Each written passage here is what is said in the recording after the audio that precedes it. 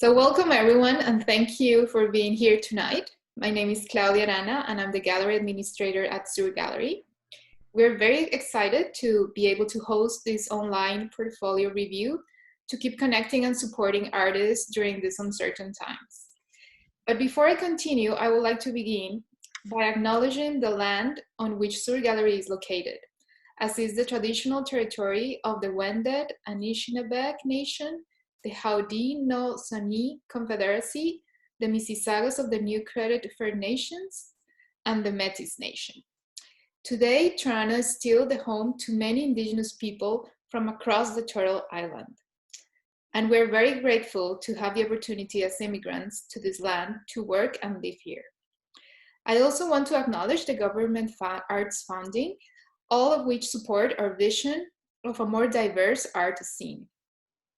I would like to thank Canadian Heritage, Canada Council for the Arts, the Ontario Arts Council, the Toronto Arts Council, and the City of Toronto through Section 37.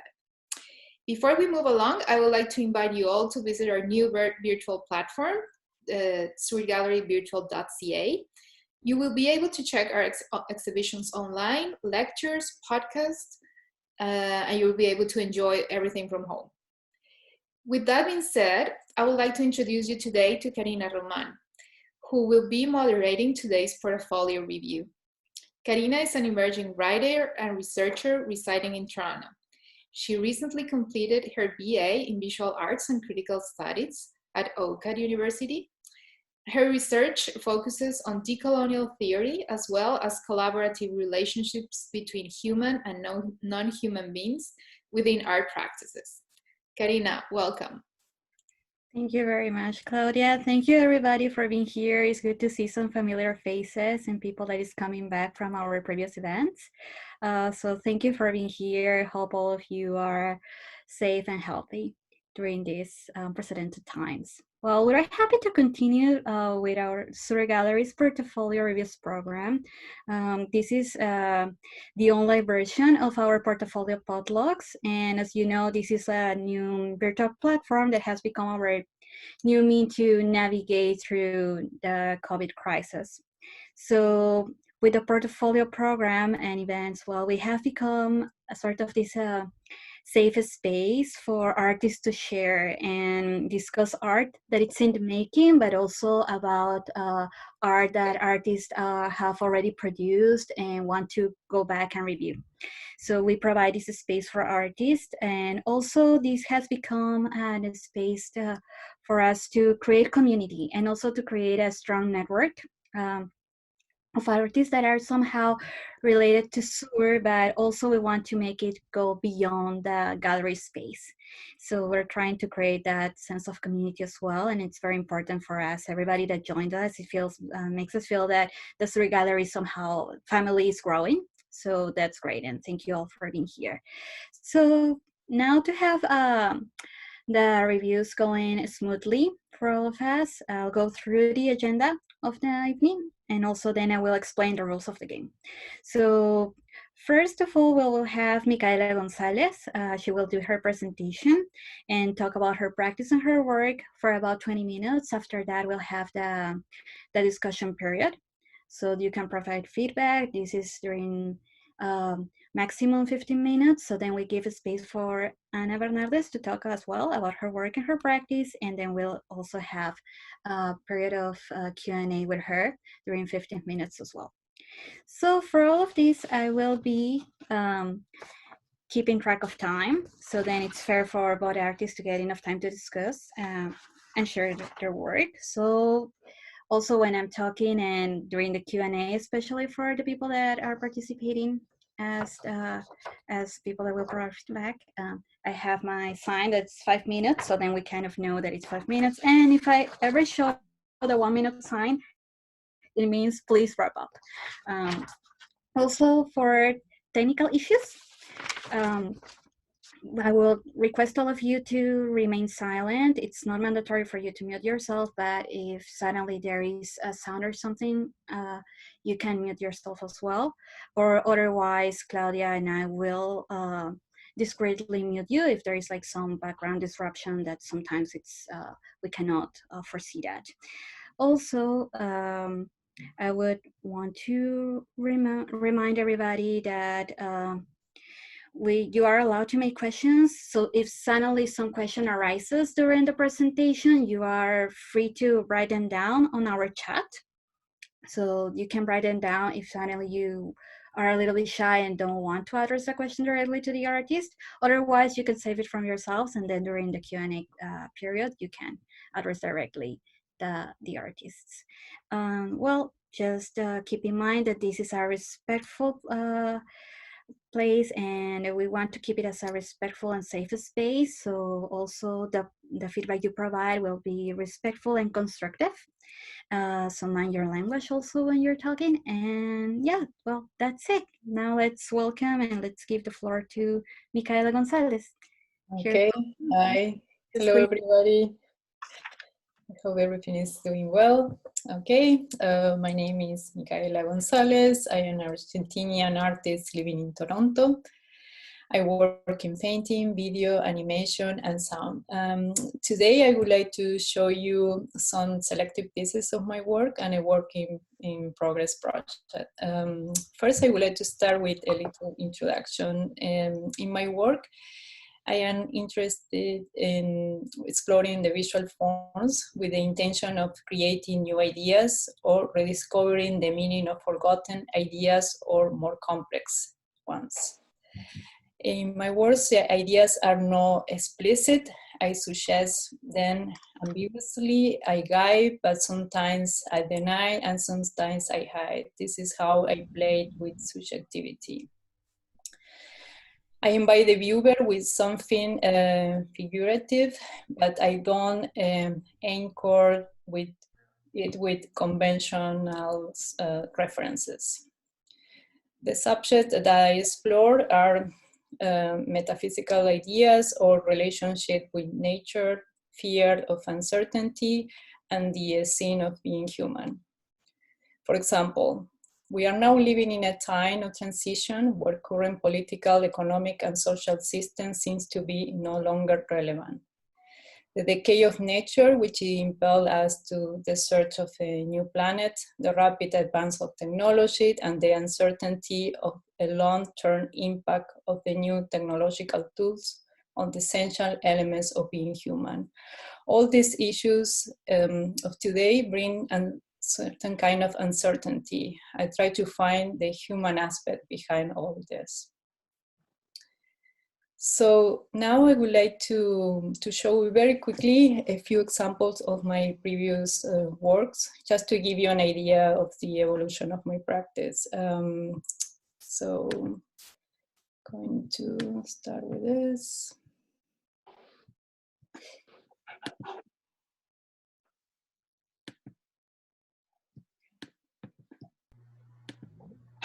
All right, can you see that? Okay, good. So these paintings are part of a project called Who Holds for One, Holds for All. It's a series of scenes and portraits of people from the city where I grew up in Argentina. So in this project, I explore, it's a very early project. So I was exploring more what was my childhood there. So I started experimenting with the possibilities of the visual language by trying to evoke things that were familiar and well known to me. So I tried to simplify the forms and make them more abstract, but maintaining the relationship with what I was trying to convey.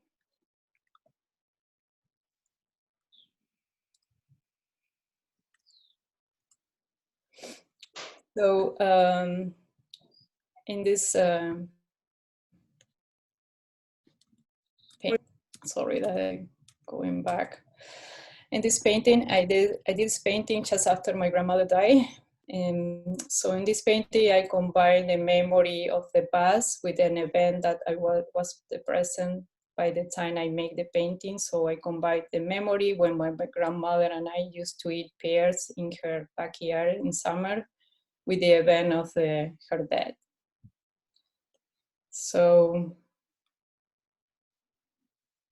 this one, for example, is a self-portrait. It's me in kindergarten when I felt so embarrassed because I copied how one of my classmates painted a picture of the clown. I copied the way she colored the clown because, I don't know, I just wanted to be her best friends or something like that. So, but afterward, when I showed the work to the teacher, I felt embarrassed because the work wasn't my own. So, okay. This one is another project. It's called An Unspoken Pattern. And here I moved from the world of the experience from my childhood to the representation of more abstract ideas. Ideas that are not tied to a concrete experience. So this project is a series of landscapes and portraits in which the subject matters are sensation and thought. I imagine the process of thinking or the formation of the idea inside an individual. This one, for example, is represent an instance in the process of transformation inside an individual faced with a new idea. This is just a sculpture. You can see the resemblance with the painting technique here. This one is called Speak, Spoke, Spoken, No Words in the Pockets. And I try to imagine and represent the process of how language is formed. So the ritual structure of grammar are represented by the geometrical forms versus the organic and unlimited process of word combination.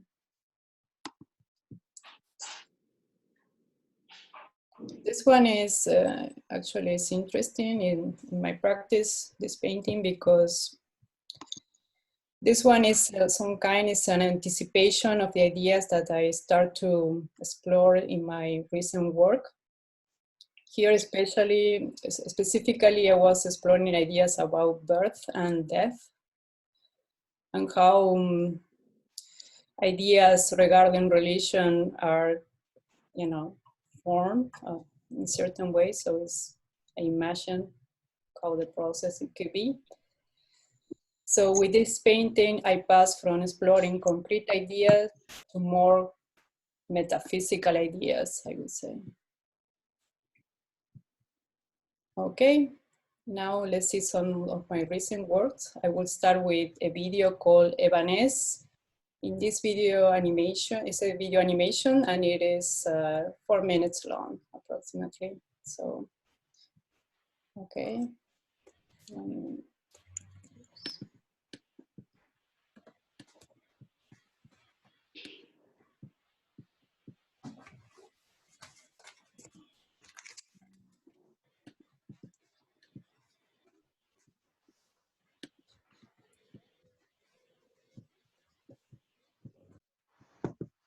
Sorry, again.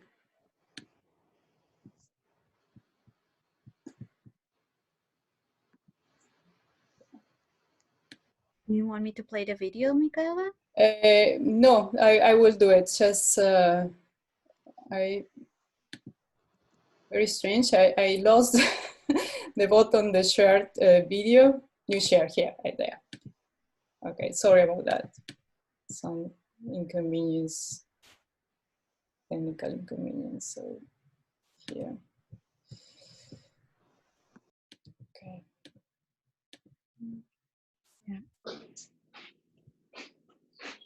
Yeah, I think you might have to stop sharing your screen and share it again. Can you see the video now? No, we cannot see it. So then you have to stop sharing your screen and then select share screen again. Oh, okay, okay, sorry.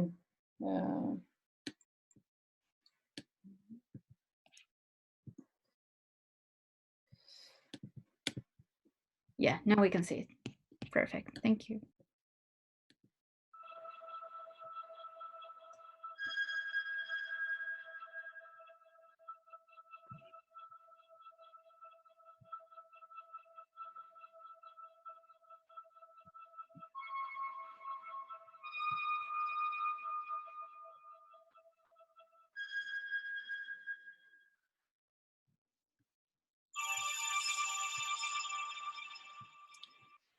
So can you hear me?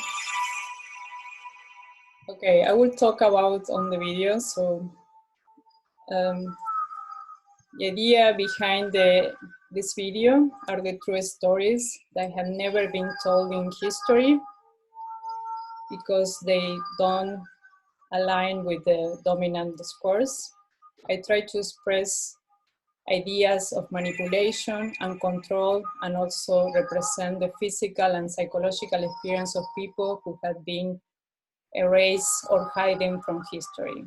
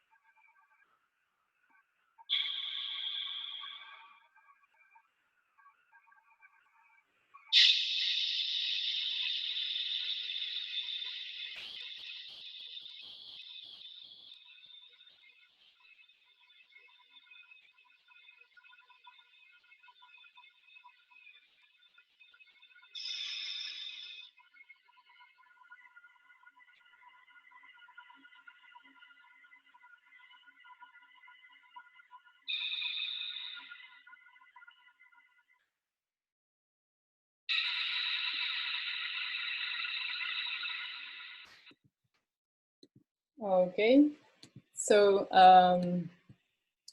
in this video, I try to give the digital image as more organic and a light aspect. I was trying to bring back to life those bodies or characters that have been erased from history. So I play with the formal aspect of animation.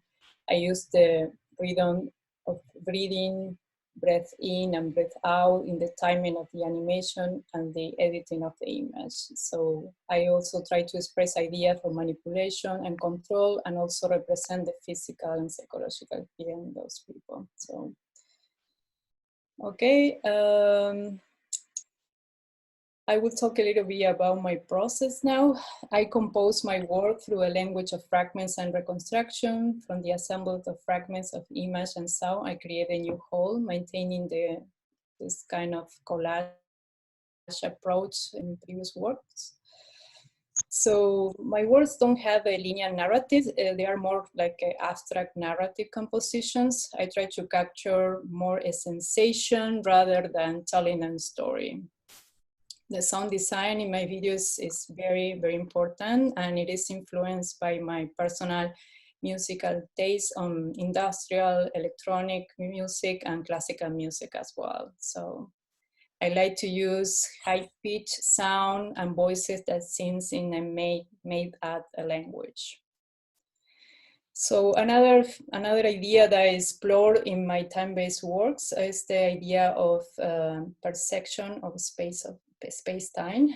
The use of technology today has influenced our perception and expectation of time. So we had a more mediated experience of daily events. So in this context, the passing of time is perceived by the mind, but not fully experienced by the body, resulting in accelerated process of memory reconstruction and a loss of consciousness of change over time. So in my videos, I propose slowing down the time, so in a way to contrasting this idea.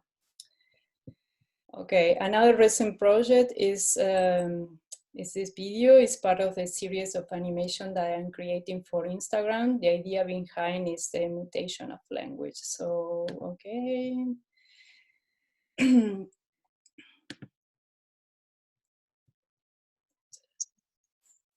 one.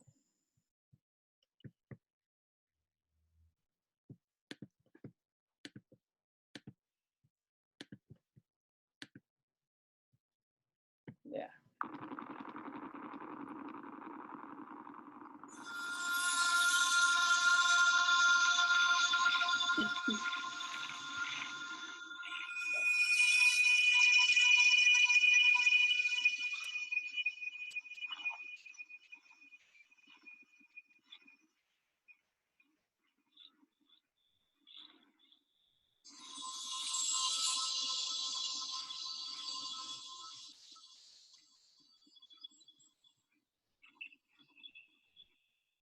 All right. Okay, now, and to finish the presentation, I will show a work in progress project. I show just a fragment of the video because it's very long, it's 15 minutes long. So, and then some of the old paintings that are part of this project as well. So, okay, the video and also the project in general. So as I say, this is a work in progress. So I just started, so I had to find out more about what is the idea behind, but so far what I see is it's more like an exploration of the intangible forces that are beyond of human control, like destiny, the will of nature, and his vital forces. So, okay, let's go to see the video. Here it is. This one.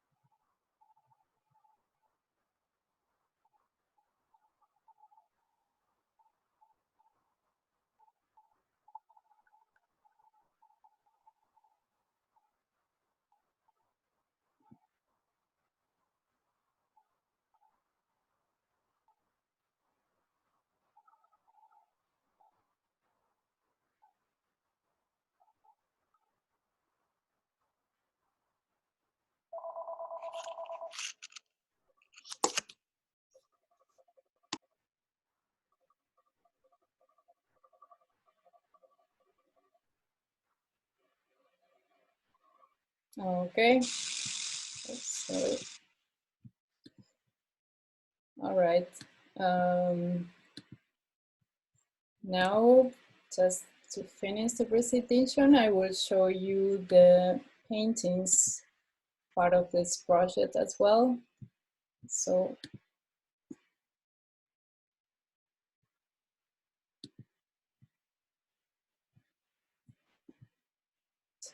they are all paintings.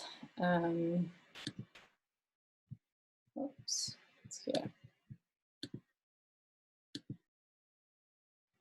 Here.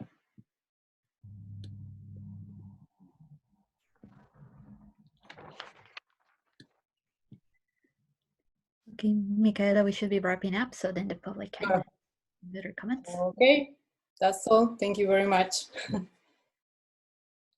All right, so my question is,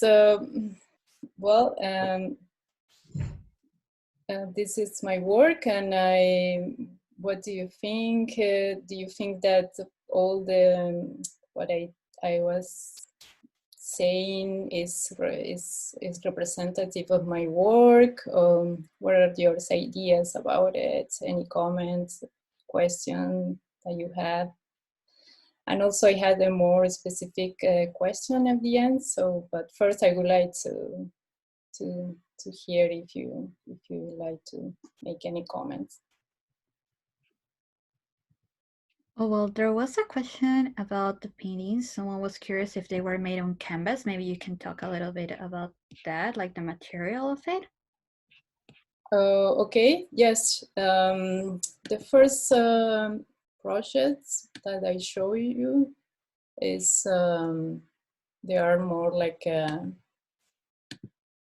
it's a mix. It's a collage, paper collage here, and I use acrylic paint as well. This one is acrylic on board. Yes, mixed media works. And here is acrylic on directly on the wrap canvas.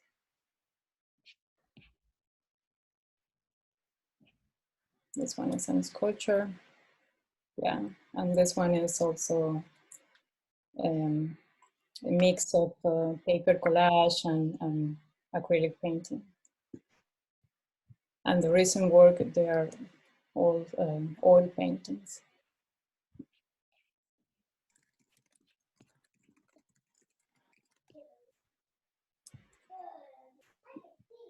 Well, I do have, I'm curious about concerning your videos, how do you sort of display them, or is it only meant to be in which format? Because the audio seems to be a very important component because it kind of gives the whole video and the visual this sort of uncanny feeling as well. So I'm wondering, how do you work around sort of that display of this kind of videos? So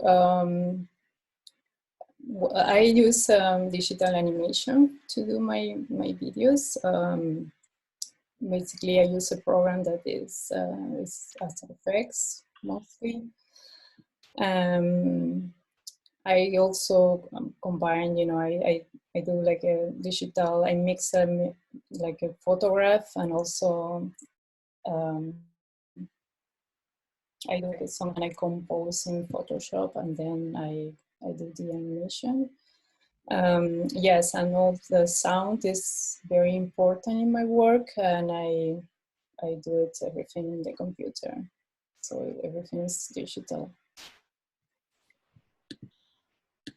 So in terms of how you exhibit it, like, and this was more addressed to how you see the potential of drawing more attention to this, because you put the screen, but what kind of speakers, and when it's to address to the public, when it's out there, how does it look? What has been sort of like the response you have gotten like from your audience as well? How you want your audience to sort of interact with these videos?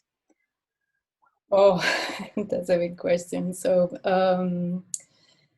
I really don't have like an intention behind. That's, I don't know. Like I'm very open to new ideas on the work, because that's the way that make make the work more alive in certain ways. So I like that kind of.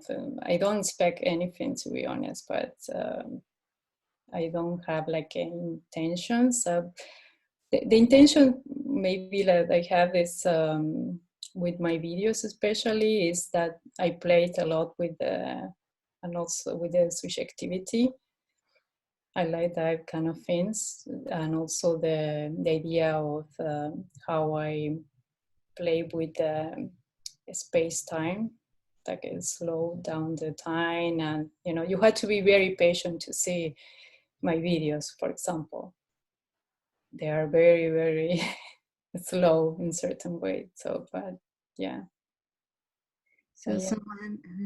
someone is asking if that is a body of work that have to be installed together, or they are independent works, as you have like the installation. How do you see that? All together, paintings, videos together, or? No, they are different projects, Okay. and yes, or separate. For example, the last video is part of the same project with the paintings, the old paintings, and they are all separate projects. They are no, I think they cannot live together Okay. in the same space. Yeah. So here we have also, can you elaborate a little bit on the transition from your mixed media paper collages to painting to video animations? How was that, like how this switch happened, or that communication between mediums?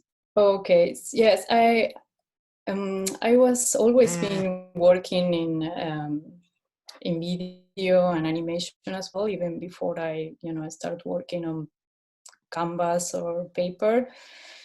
So yeah, I basically yeah, it was like a very natural that I feel more comfortable expressing my ideas on with a moving image more than the still the painting or something or drawing. So to me, it was like a more organic process. So at one point, I really need to start again working with video and animation as well. So yeah, because I really need that sound part that is very important to the narrative and to tell stories and everything. There's someone from the audience that would like to have a comment, some appreciation on Mikhail's work.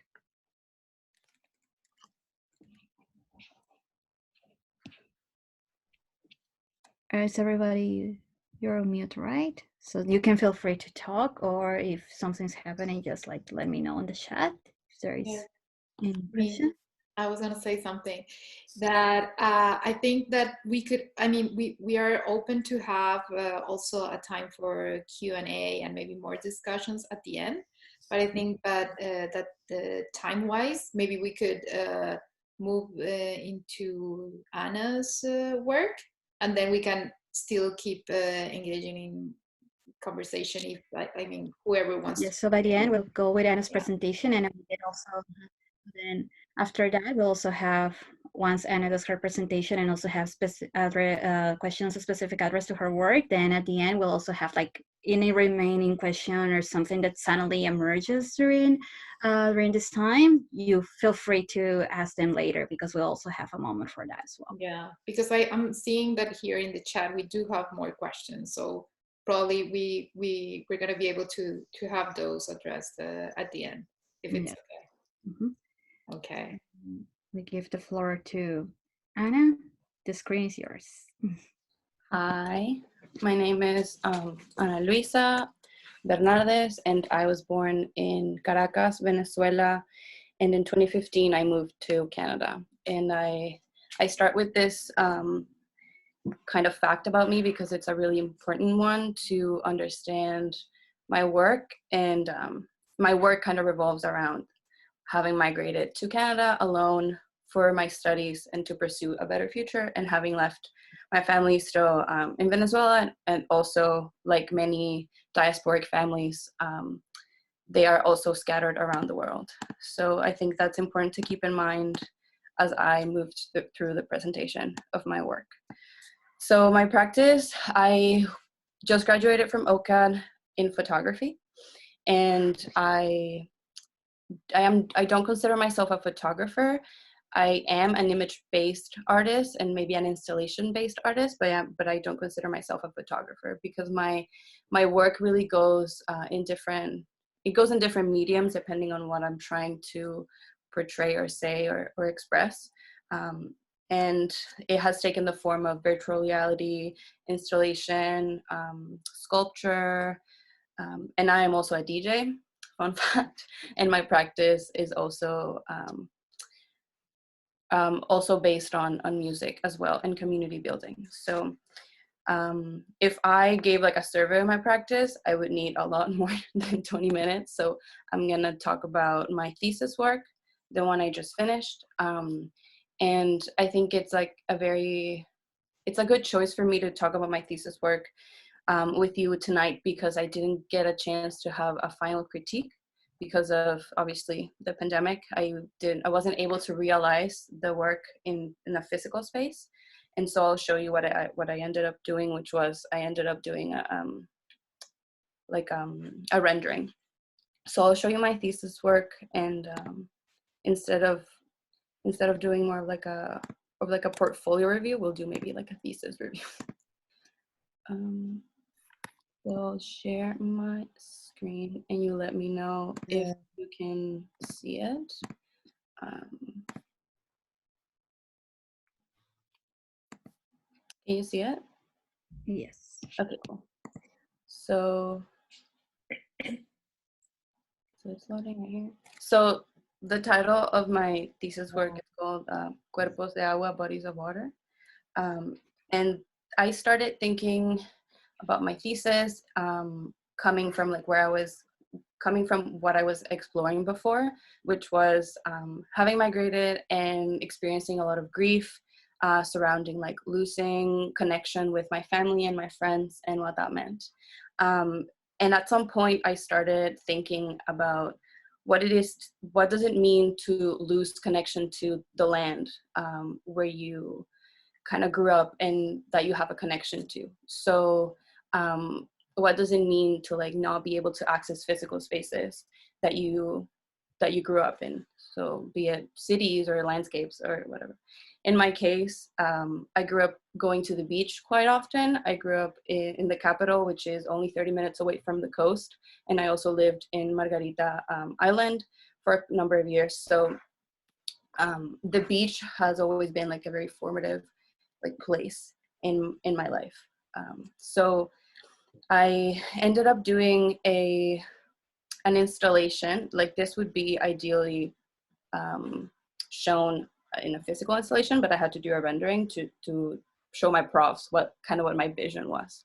So when kind of working through these feelings, I was very confused because I didn't quite know how to express those feelings. And then I just started like kind of experimenting with like footage that I had of myself at the beach when I was a kid, or memories that I have from the beach because I can't really access the Caribbean right now, so I couldn't make work there. I was able to go back home in December, and that was crucial because I was able to make the majority of the work there. So I'll show you just an excerpt of this rendering that I was able to make. So, and then I'll go kind of explaining work by work and what they are. So that on the left would be a video projection. Then the work you're facing when you enter, the big cyanotype. That is in Park, Canada. For those of you who are not familiar with the process.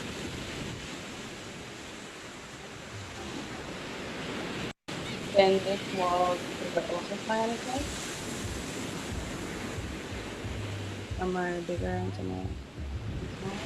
And then here, there's like monitor, like an old phone monitor that would be playing some VHS videos that my family, mainly my mom and my dad, got back home, especially when I was a kid.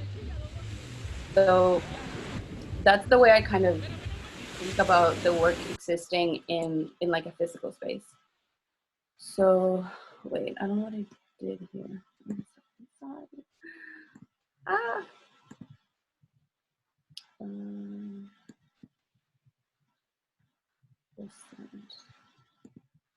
Okay, here we are.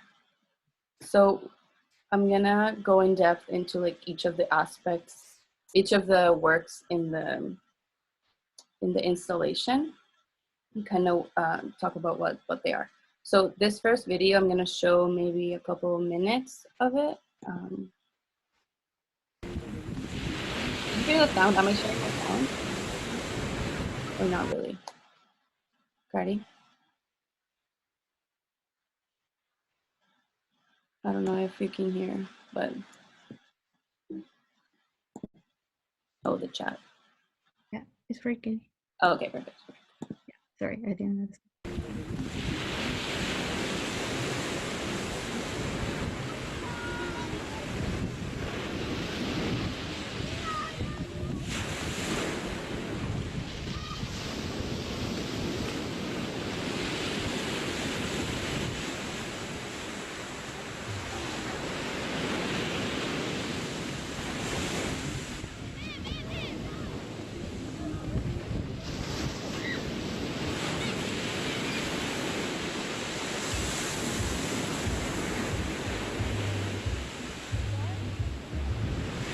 That's the video projection, and the work it goes in a loop, and it's always showing just me floating in the water. That would be like on the right, like left hand side. Then this is, I consider this to be like the main work, or like kind of maybe not the anchor, but kind of the eye catcher of the installation, and where maybe all the ideas are kind of come together. So this is a cyanotype. For those of you that don't know, a cyanotype is a photographic process in which you coat a surface, be it a piece of paper or fabric or something that can soak water or liquid. You coat it with like a photosensitive chemical. And once it's dry, it's sensitive to the sun, especially UV light. And then you can put a negative on top, or you can put like objects on top, or in this case, myself, and you can create a print. And the way you kind of develop the cyanotype is by submerging it in water and letting it rinse. And so everything that wasn't exposed kind of washes away.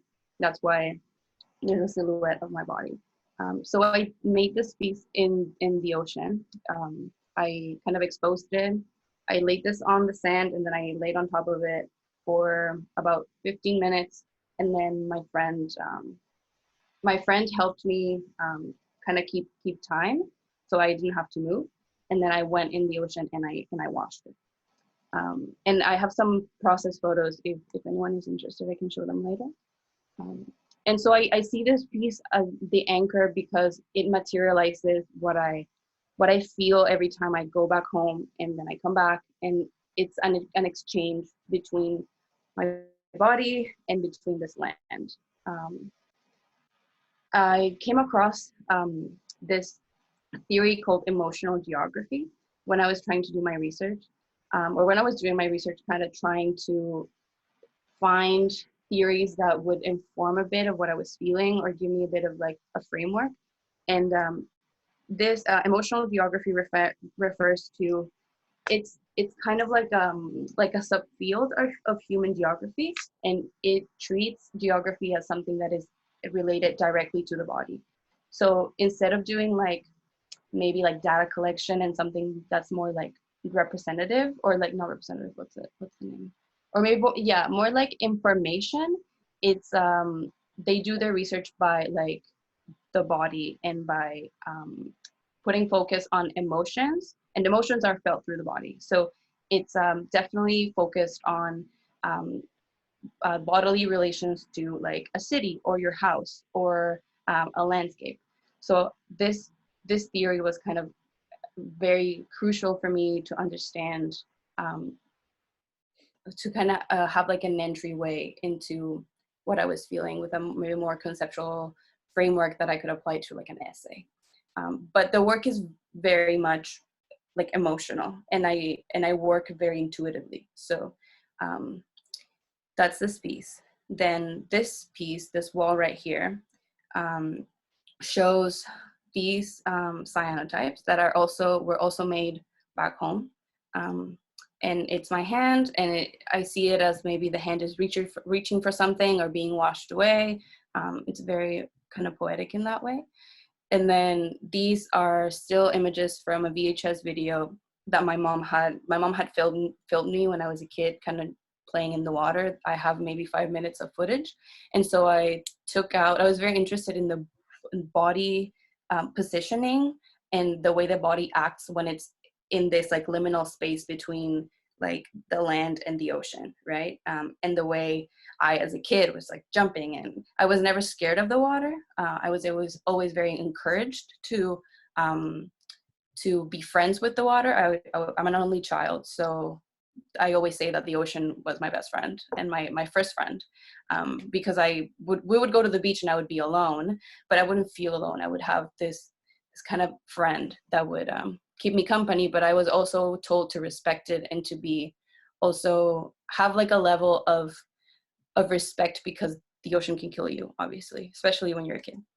So this wall has those components, right?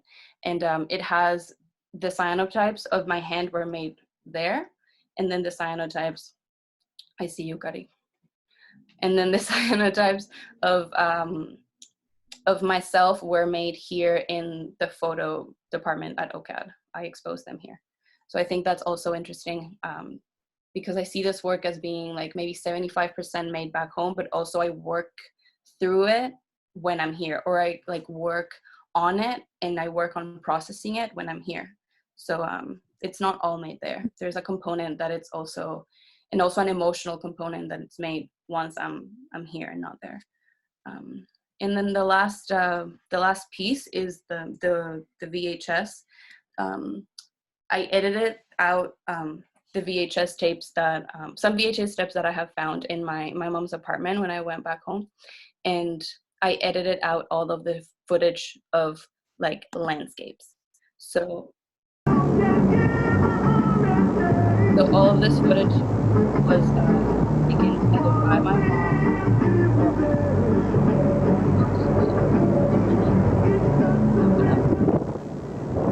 or and I view these videos as maybe anchors of the installation. Give you like a place, and you know that, and it also gives you time to be observing. Maybe you can speak a bit louder. Yes. Okay. Like, yeah, can you hear me better now? Yeah. Your voice is lowering a bit. Yeah, that's okay. I can talk about it later.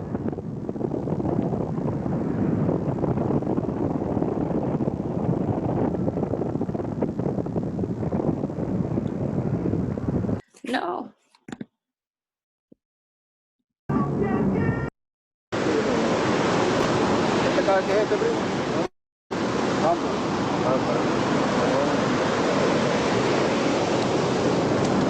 ¿Y bicho vivo? No, huevón, no está muerto.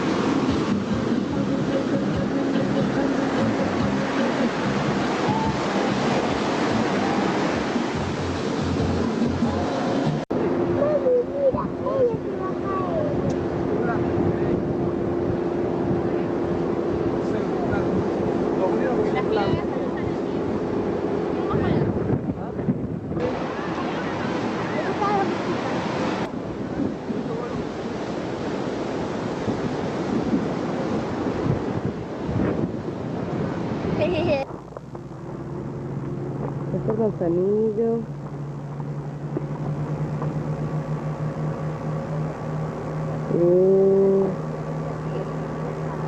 Qué serenidad.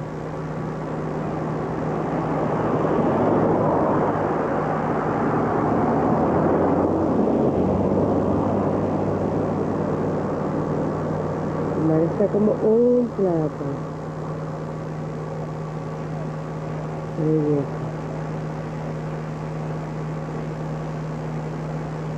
La isla definitivamente es mágica. Ya veo. ¿La estás viendo, mira?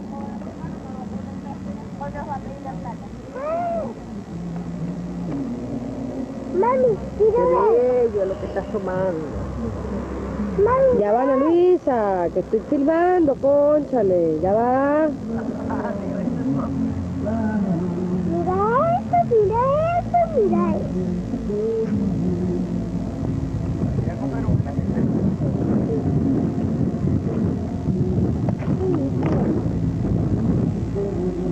Okay. So that we can do stop sharing. And that's it. That's my thesis work. I mean, as much as I can show right now. Should I go into the question study? So I guess I'm mostly looking for, it's a good thing that I'm doing this because like I said, I didn't get a critique. So I would love to hear your feedback on like some of the ideas that I mentioned, or maybe feedback on the installation itself, because I will be able to show this work at SUR when we are able to go back to whatever normal will be. Maybe feedback on like specific pieces, or just like your overall, maybe if you like felt something. I didn't really get a chance to wrap up in school, and that really left me just like feeling a bit like upset about it, because I spent so much time and energy in this thing, and then I didn't get the chance to kind of finish it up, especially like emotionally. So minds and memories, when that gets taken away, it's like you're taking away the only thing. It was a culture icon. Yeah. It was like on its ads, and then like I remember going to see Rocky Horror Picture Show. So I have a few questions here. I think Ruth wants to ask a question directly. Would you like that? Okay. There you go. Hi, Anna. Hi.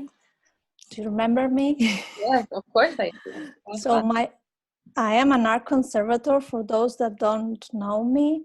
So my questions, well, I have like 1,000 of questions, but I won't ask 1,000 of questions. But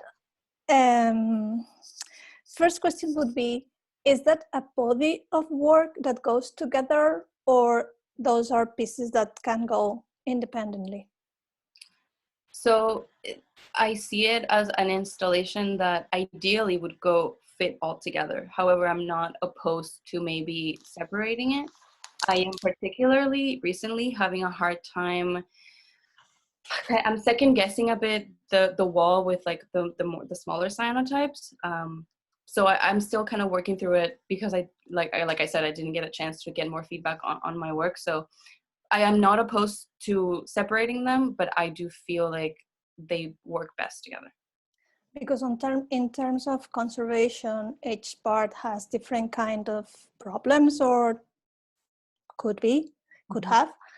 And my first concern is that you show an image where there should be an old TV. Do you have that TV? I have access to it, and I have a friend who does. But and it's not really the VHS. I would be playing it off like a USB on a media player, but Yeah, because it's digitized, yeah.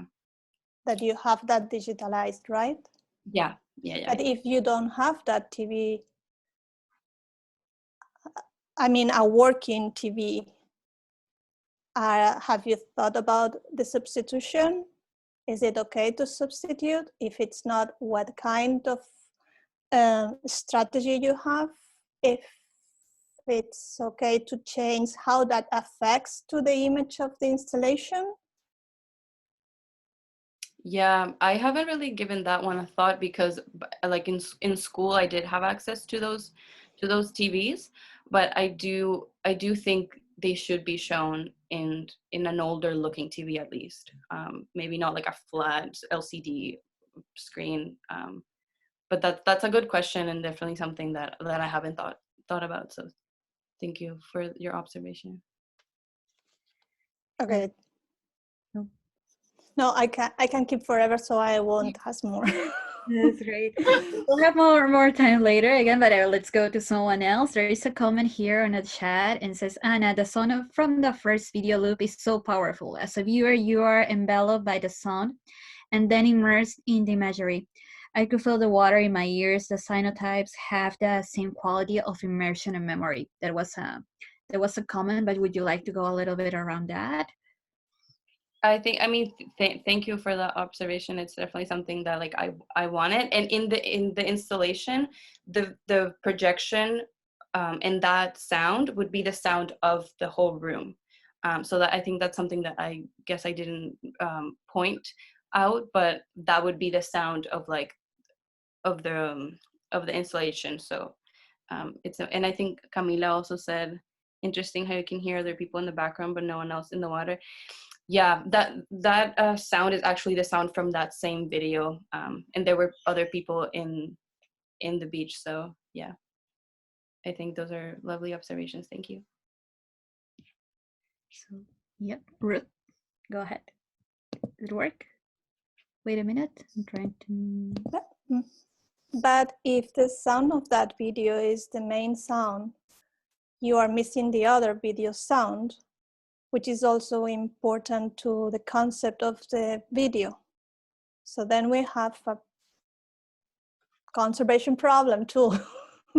Yeah, and the way I envision it, and this is a hard one because I wasn't able to physically try things out in space, but ideally I think I would have like an immersive kind of sound that's in the entire installation, but not too loud, just kind of like an okay, comfortable sound and that comfortable volume. And then I would have maybe headphones so you can watch the VHS and really like look at it with some headphones for the sound. Yes.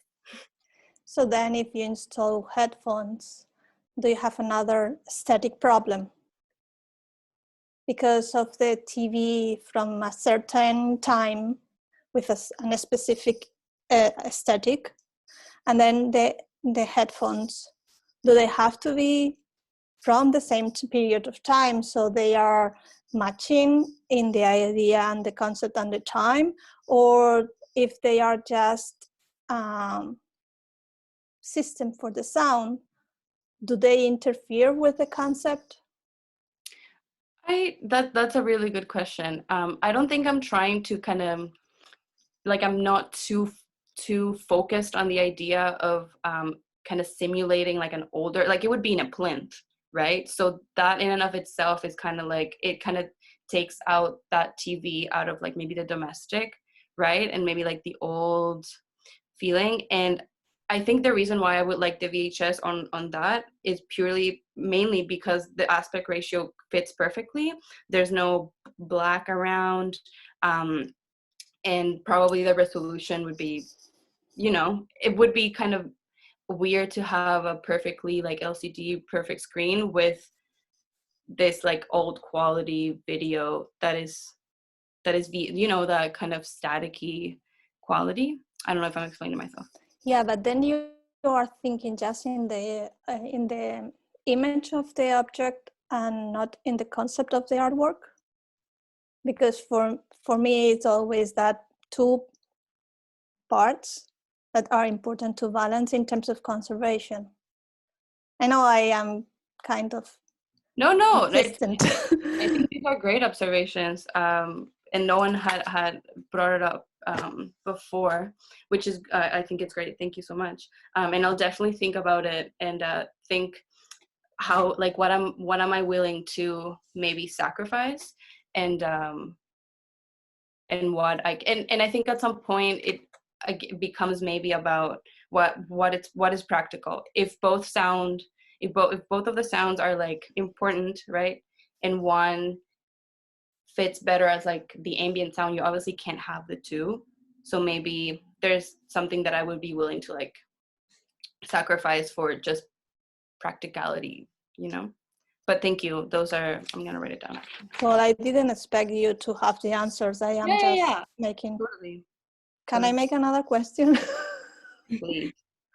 I don't want to patronize, so maybe someone else wants to. And right now we're good, so no, keep going on the conversation. It's interesting. The piece that you called the anchor piece, the piece that was a cenotype of your body, you said that was like well, the way you explain it, it sounds to me like a performance. Okay. And you had some pictures that document the process of the performance or the creation of the piece. Do you consider that a performance? And if you consider that a performance, is the piece like a document of the performance? Is the piece an art object? And those images that you created are documentation or can be artworks? I think this reminds me of your presentation. Of course. in the mentorship. I think it's an art object. I don't really see it as a performance. I think it was very labor intensive, the making of the piece, and I do have documentation, but I don't necessarily think the documentation needs to be shown with the artwork. It's just mainly for like my own records, or for anyone wondering how I did it. But I don't necessarily consider that part of the piece, nor I think it needs to be shown. I think it actually takes away, and this was a conversation, an ongoing conversation in my thesis class. Will I show it? Will I make a book with the process, all that stuff? And I decided I wouldn't include it because I think it takes away, kind of dilutes the work a bit too much. Thank you for your questions, Ruth. Yes. So now we can enter a period where you can, anybody can ask also Micaela and Luisa any doubt or any comments, some observation that you've been kind of thinking about, or what is that has to stick to you about the work both of them have been sharing. So feel open to do that. We had a question before for Micaela. And it is here, let me go back to that. And it was related to the white color you used in your work. So here. So someone was saying, in comparison between the early paintings, video time-based work, and the more recent paintings, the use of the white seemed to belong to both positive and negative space. And the question was, what does the activate? What I guess might be a little bit of typo. What does that activate for you? Oh, okay, we hear you now, Micaela. Go ahead. So basically the question is regarding colors or the... Yes, so it seems like comparing your paintings and your videos, you use a lot of white and you use it as negative and positive. Oh yeah, okay. So it seems like, what does that activate for you? How, like, I guess how you intended it to work, or how for you, how does this color works for both? Yeah, actually I something that I use a lot in my painting and also in video is the use of the color of the background is basically very flat, very like blank colors, I would say. It's because it doesn't remit to any specific space, so it's more like a mute space. So, and also I use a lot of colors that are kind of mute colors as well. Basically, when I see one of my paintings, says the colors depends of the color of the light of the day. kind of the color change a lot because of the palette I use is more like I would say those mute colors, very between grays and middle toned colors. Yeah, and the use of space and this solid colors, it doesn't remit to any specific space. That's is kind of lack a sense of place in certain way in my work. Well, hope that answers that question. So, Claudia, you wanted to share? Yes. Yes. Hi. Yeah. Well, this is a question for Micaela, because it's very interesting to see like two different practices, two different body of works, and two different, completely different styles. But at the same time, I was wondering if for you at the video animations that you were showing us, and then the last paintings, do you envision like to have this together as an installation at some point, or not? Or, because I think that you were in that point, or at that moment you were going to a little bit describe the relationship between those paintings and the videos that we watch. So yeah, I don't know if you can kind of tell us a little bit about that. Yeah. Yes, absolutely. Yes. Yeah, the last series of painting I show is part of the same project that the video, that the last video I show. So they are together definitely. Yeah, I think them to be in the same space for sure. Yeah.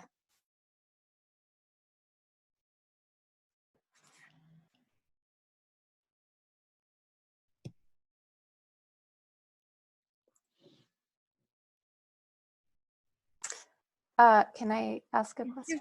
Yeah, sure. So I have a question for Micaela. You speak of the fear of uncertainty, and all of your paintings and your video also reflect this kind of desolate isolation, and a lot of the feelings and emotions that pertain to what we're experiencing today. So I found that very interesting. But you also spoke about true histories, two histories. Yes. One that does not align with reality, or one that has been erased, and one that has been sort of erased in time by history. I don't know. But I wanted you to speak a little bit more about that, and sort of what your thoughts are around that theme, and how do you see that reflected in that piece when you mentioned the sort of the two histories and how they don't align. Okay. So I would start with the idea of uncertainty and what's happening right now.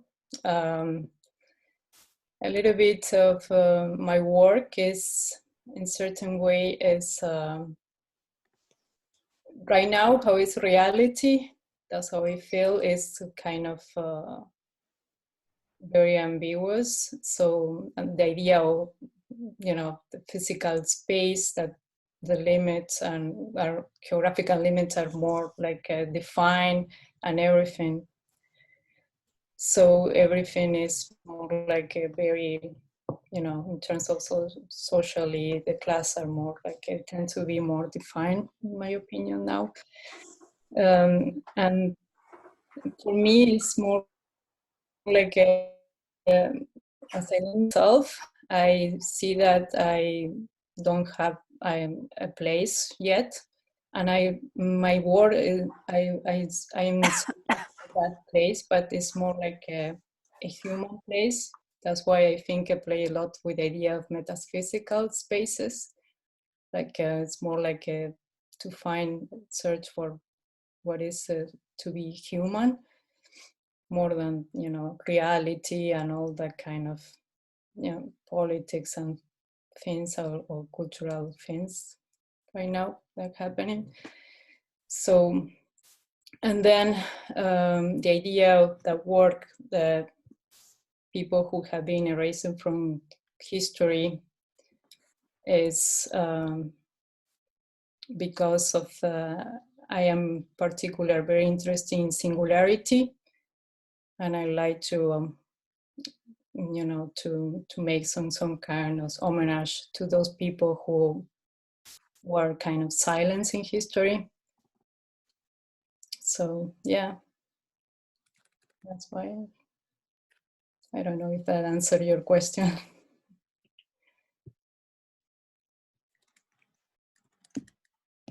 Yeah, I think it touches on some sort of main concerns.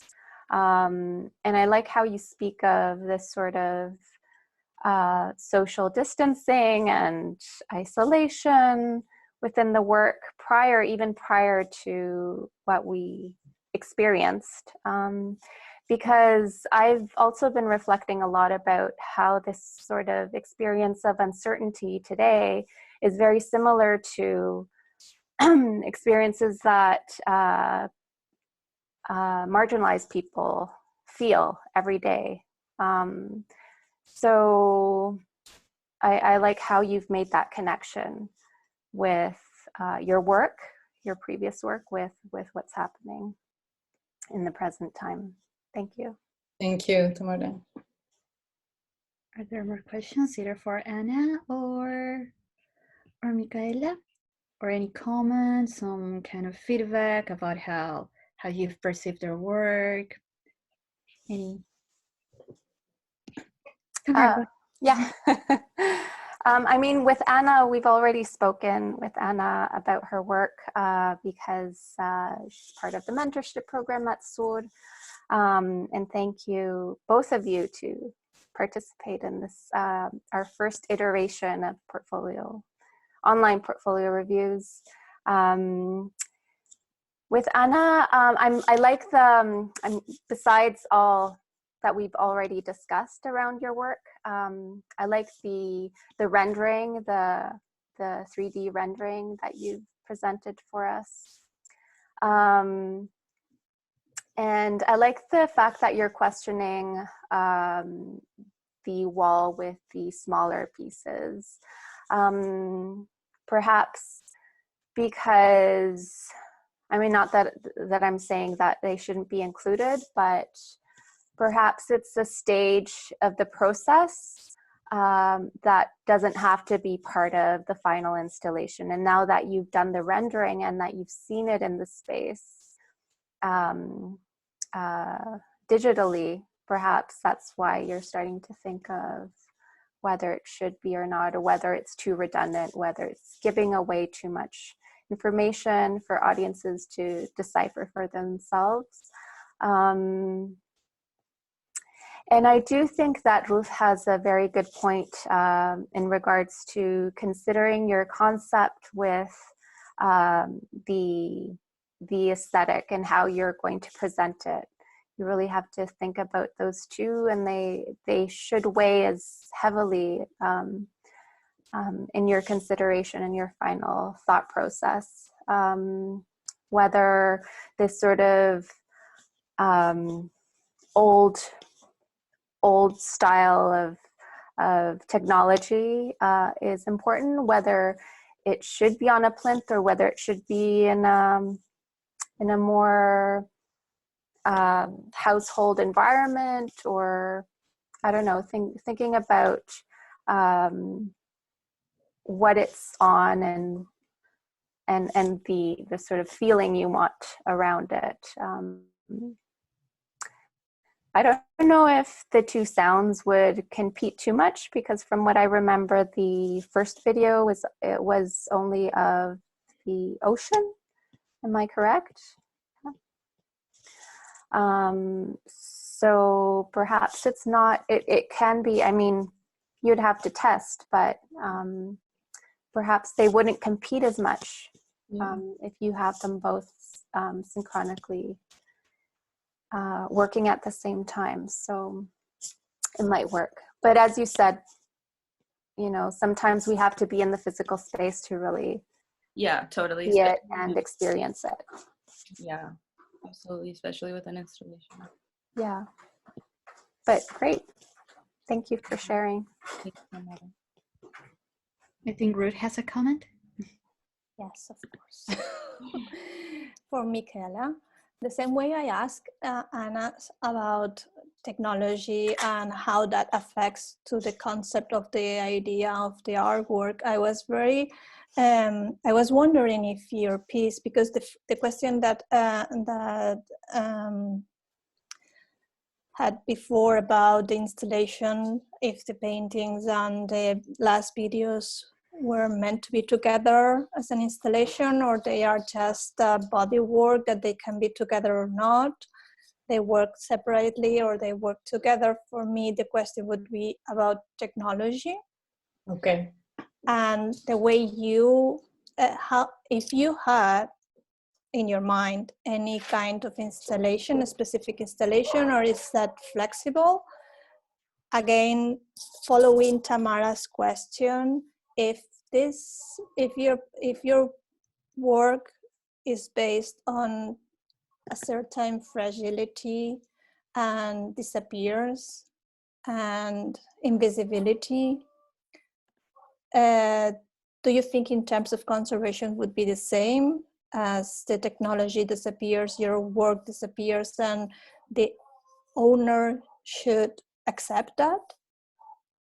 If yes, I recommend you to make a statement and a document, because if you sell the piece, the owner has to know it. If no, have you thought about how to fix that situation and how the technology evolution will affect, which we don't know because we don't know what is going to happen with technology? And I know it's a lot of questions and very complicated, and I don't expect you to answer. It's more for you to think about it. Thank you. Yeah. Yes. Actually, with digital, because I work a lot on digital, so I don't know exactly how it is, that process, because, you know, it's in terms of conservation and also in terms of reproduction as well. That's something that I had to investigate as well. Yeah, for sure. Yes, if you work with technology base, I totally recommend you to think about it. It's very important. Mm-hmm. Yes, absolutely. Yeah. Thank you. Thank you for bringing these ideas. Well, I would like to wrap up. Thank you so much, Michaela. Thank you so much, Anna. It was really great to see your work. I've had a chance to also see some work of Anna, and it's great to have also seen some images of some new material that I hadn't seen before, which is exciting. Thank you, Michaela. It was great to get to learn your work as well, about your practice and the concepts you're working with. And I would like to thank everybody who was here just listening and with all your presence. It's great that to know that there were like some questions, discrete questions in the chat. That is awesome. Thanks for participating in that way, but also just with your attendance, because this way we feel that we are reaching to more artists. We do want to create community. We want everybody to feel safe and comfortable, even if they're just like listening to all this feedback. And I hope this also serves to have like some rethinking on everybody's practice here as well. So thank you, Tamara, for being here, and also Claudia for putting all of these together as well. And yes, have a good evening, stay safe and healthy, and hope to see you soon. We will be having our next portfolio review now online, then June the 1st or the 2nd actually. And if you have any questions or you are interested, follow us on Facebook on Portfolio Reviews on Facebook, but also you can contact me if you are interested to present or just have any questions about the event to karina@surgallery.ca. So that way you can ask me any question concerning the portfolio reviews. So have a good evening, and thank you. Thank you. Thank you so much. Thank you everyone for coming. Thank you, everyone. Thank you. Good Thank job. Thank you. Great job. Thank you. Bye. you. Bye.